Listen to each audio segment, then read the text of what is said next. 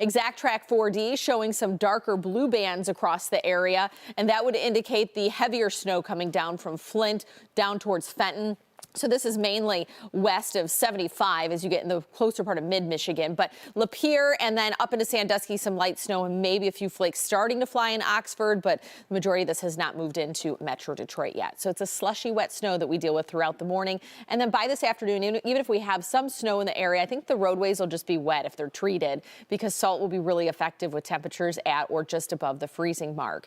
Hour by hour, now showing you the precipitation type. By 8 a.m., so Oakland County up towards Port Huron and even clipping portions of Washtenaw County and almost all Livingston County dealing with snow. This will continue to push to the southeast, blanketing the area by about 10, 11 a.m. So we head midday, 1 o'clock in the afternoon, still pretty much snow. But by 3, I think that's when we start to see some rain mixing in or even some freezing drizzle, but it'll be a little more scattered.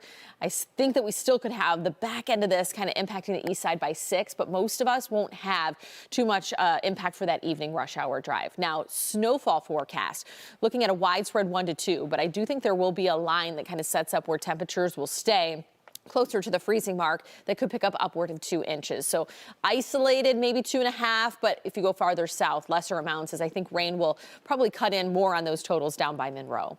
31 tonight. This is worth noting because under cloudy skies, we could end up seeing some wet spots turn to icy spots by the morning if they're not treated. So sidewalks, driveways, things like that.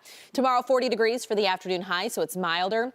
And that's not our warmest day of the week. We'll be in the mid-40s by Thursday, and we stay well above that average of 32 into the weekend and even going into the next 8 to 14 days. So long-range outlook will show us warmer than average as well. We get some sunshine returning for this weekend, and it could be as early as Friday. That's also Groundhog Day, so we'll have to see if he sees his shadow or not. But we'll be right around 40 for a stretch of days. So once we get past today, we're warming things up. A little dip Friday, but then we're back in the low 40s this weekend with a mix of sun and clouds.